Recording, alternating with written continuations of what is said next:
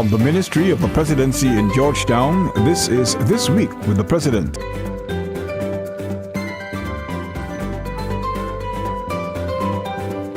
Welcome to another edition of This Week with the President, a weekly news magazine which provides you with an in-depth look at the policies, programs, and work of Guyana's President.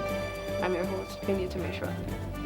In the highlights this week, 54 women awarded on International Women's Day, Ministerial Task Force to create plan of action to address El Nino, and Guyana Expo 2016 launch. Stay with us. On March 8th, countries around the world observed International Women's Day. It is a day that was designated by the United Nations to shed light on the issues that affect women globally and to celebrate womanhood, reflecting on the social, economic, cultural, and political achievements that women around the world have achieved to date. The President attended an International Women's Day forum organized by the Ministry of Social Protection, where he pledged his government's commitment to ensuring that laws put in place to effect gender equality are strictly enforced and to take action to ensure that Guyanese women are further empowered. We totally endorse the theme of this year's observances, Planet 50-50 by 2030. We pledge to work assiduously at the local, regional, national, and international levels to achieve this objective over the next 14 years. Guyana reasserts its total commitment to achieving the 17 Sustainable Development Goals. These include, of course, Goal 5, which intends to, and I quote, achieve gender equality and empower all women and girls. While Guyana has made strides with respect to gender equality, there are still barriers that have to be broken and threats to women's safety and well-being that have to be addressed.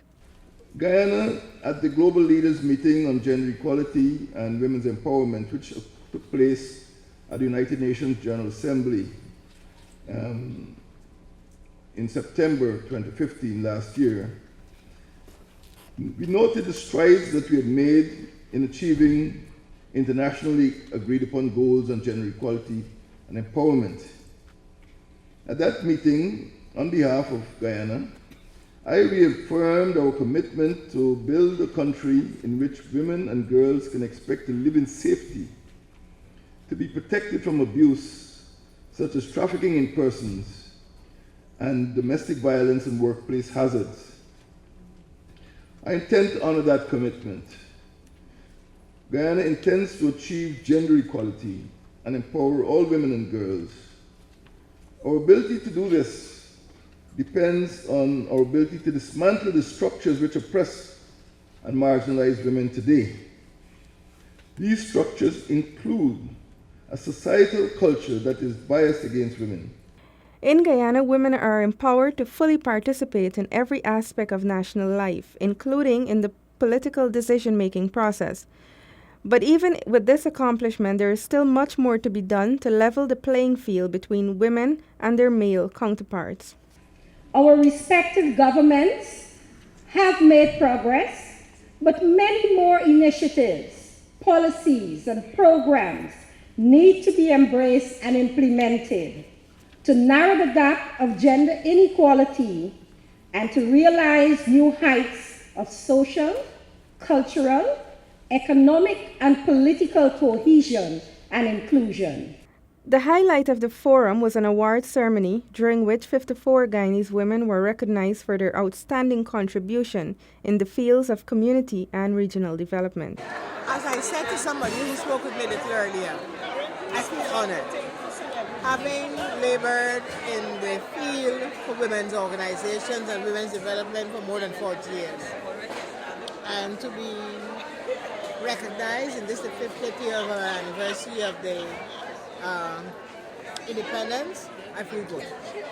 I have worked, I have toiled, I never gave up, and I'm glad that I've been recognized. I feel honored this morning to be part of this program, and I want to say thank you to the President, to the Minister who is solely responsible for this. This doesn't happen very often. The only way people are being acknowledged for whatever they have done in life and the service they have given to people is at the time of death, their funeral day. So I feel extremely happy for this. And I feel appreciated. I feel good. How long have you been doing this? I worked since I was 14. I'm still working with education. I never expected to know that people have recognized, some groups recognized what I was doing, recognized what I'm worth, because so many times we as women do not recognize our worth. 50 years, Guyana means business promoting enterprise, driving productivity.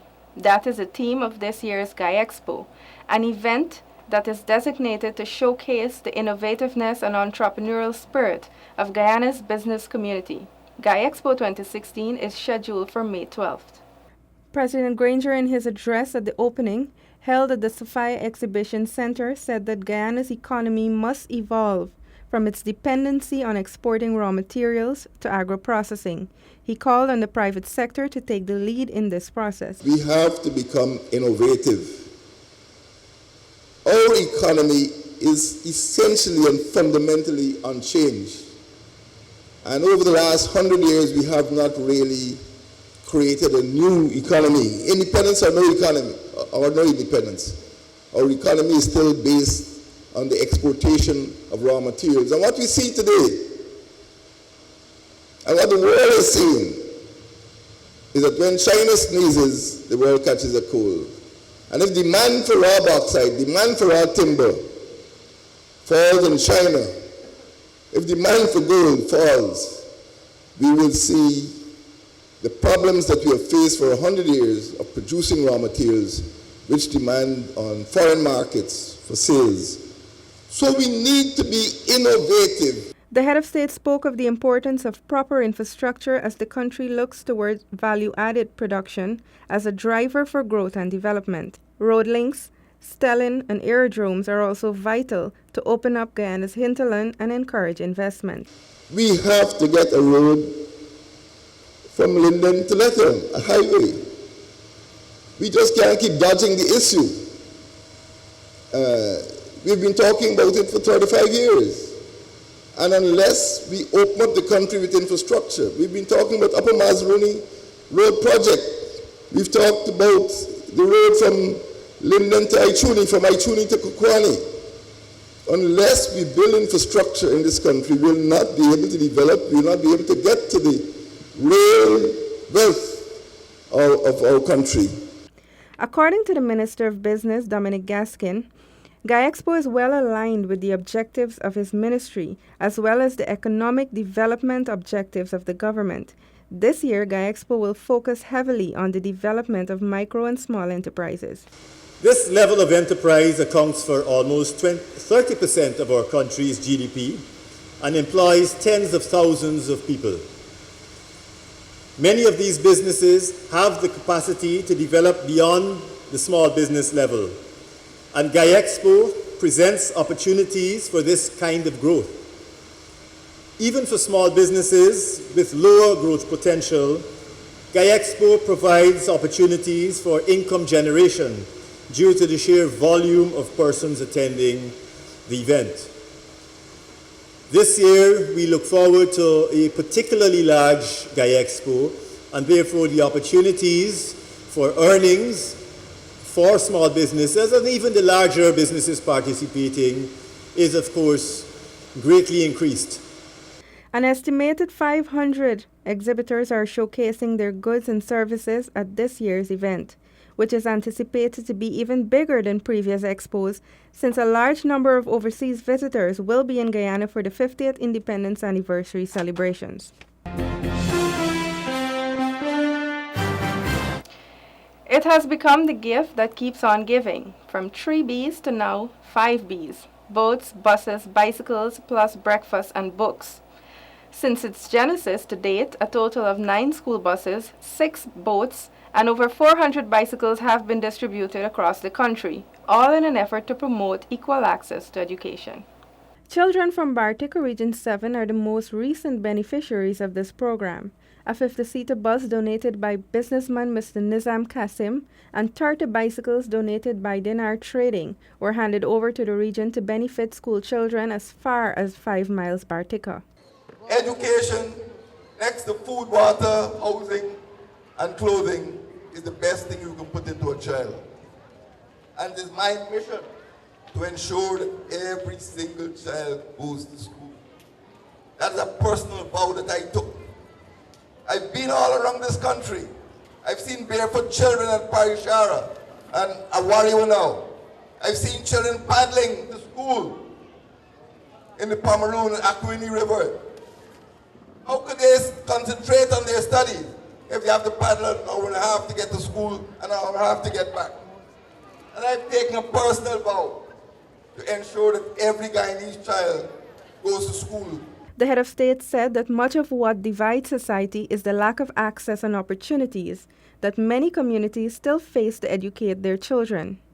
This, he said, must be corrected at all costs, and it is one of the primary goals of the 5B's program. Education is the foundation of equality. One of the reasons there's so much poverty is because there's so much inequality. And once the child of a rich man and the child of a poor man or woman have the same education, they then have a chance to be equal. And with that equality, you have a better opportunity at employment and making sure that you have a good life. The program is one of many interventions that the government is implementing to reduce the alarmingly high school dropout rate and improving academic performance. I think equal access is something that we have been denied in our region. Especially, it was heartrending to me as a former teacher that students have such a great struggle in getting to school, and when they're actually there, the travel is expensive on them in terms of energy. So for me, having this initiative means that each child has an opportunity to get what is fundamentally a right that they have. And I can say that the bus will be very beneficial for all students. Because I'm a teacher, I can say so. It will be very good for all the children that are living out of the district in Bartica, like by the Rabo and in the line. So I can say the president is on the move for doing great things for our community. While in the region, the president conducted a fact-finding tour at the Mazaruni Penal Settlement as the government continues to explore its options for medium and long-term solutions to the challenges facing the Guyana Prison Service, particularly the Camp Street facility, which recently saw one of the worst prison riots. Our presence here today is not just a gut reaction. It is a plan to ensure that there's a long-term strategy for ensuring that the Guyana Prison Service fulfills its mandate.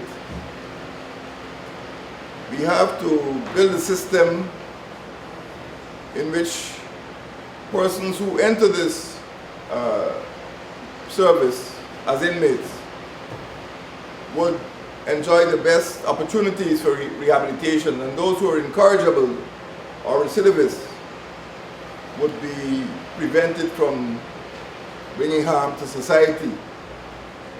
Prison officers and other administrative staff were also given the opportunity to air their concerns with President Granger and Ministers Joseph Harmon and Camarade Ramjatan. The president assured the staff that the government will do its utmost to ensure that their matters, particularly those that relate to their personal welfare and that of their families, are addressed in line with what obtains within the other services, which falls under the remit of the Ministry of Public Security. During the course of the week, the president led ministerial teams to Mabaruma Region 1 and Rose Hall Quarantine in a community outreach to engage citizens at the grassroots level on issues that are affecting their communities. Mabaruma is earmarked for township, and the president said that while central government will ensure that the foundation is laid for economic development, there must be strong governance at the municipal level. We want to see strong regions.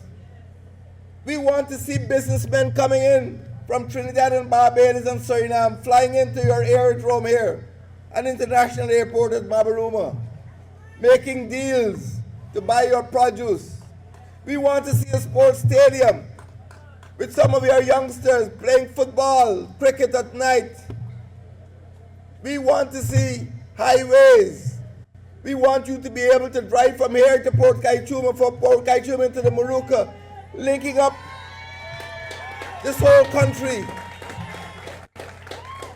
I have a dream too, that one of these days you and your children will get in a car right here in the Maruka and drive all the way to Achiwib. Some of you never see Achiwib yet. But we cannot develop this country without infrastructure, running north to south and east to west.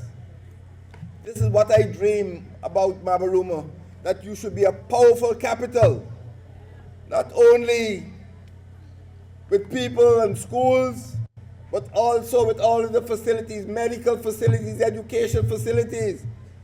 I want to see you with the resources to develop your children, to develop your industries.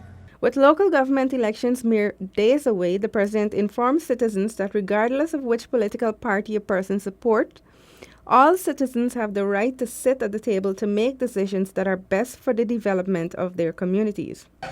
But the second level of government is the regional level. But you all here at the foundation, the basic level of government, local government, municipal government.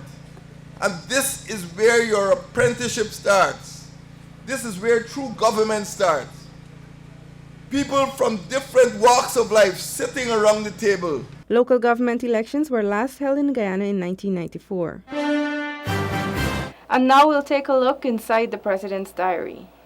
In light of the ongoing El Nino phenomena, President David Granger has instructed that a ministerial task force be set up under the leadership of the Ministry of Agriculture to create an action plan that focuses on immediate relief for affected communities. The task force will include key agencies and will also focus on the medium and long-term plans, including the drilling of additional wells and increased water harvesting when the rainy season returns. On Monday, the president joined the Hindu community at the Guyana Shivastram Sangha at Covenjon, East Coast, Demerara for Mahashivratri observances. We live in a country where we enjoy freedom to practice our religion and our beliefs. We live in a country where that freedom binds us together, doesn't drive us apart. It teaches us respect for each other, and it helps to breed social cohesion and social harmony despite our differences. The president also attended the ordination and consecration ceremony of Reverend Father Charles Alexander Davidson to the office and work of the Bishop of the Diocese of Guyana. On Monday, March 9th, the president accredited His Excellency John Philbeam as the new non-resident High Commissioner of the Commonwealth of Australia to Guyana. During the course of the week, the president met with Halim Majid, who has been appointed to head Guyana's diplomatic mission in Cuba, Germany's ambassador to Guyana, His Excellency Lutz Hermann Jorgens, Executive Director of the Caribbean Disaster Emergency Management Agency, Ronald Jackson, and representatives of the Zakat House of Kuwait, Adel K.S. Algeri, and Mr. M.H. Ali Fahad. That brings us to the end of this week's program. Thank you for joining me. For regular updates on the Ministry of the Presidency, go to our website www.motp.gov.gy. Like our Facebook page, Ministry of the Presidency. Follow us on Twitter and Instagram at MOTP Guyana. Do have a safe and productive rest of the week. Goodbye.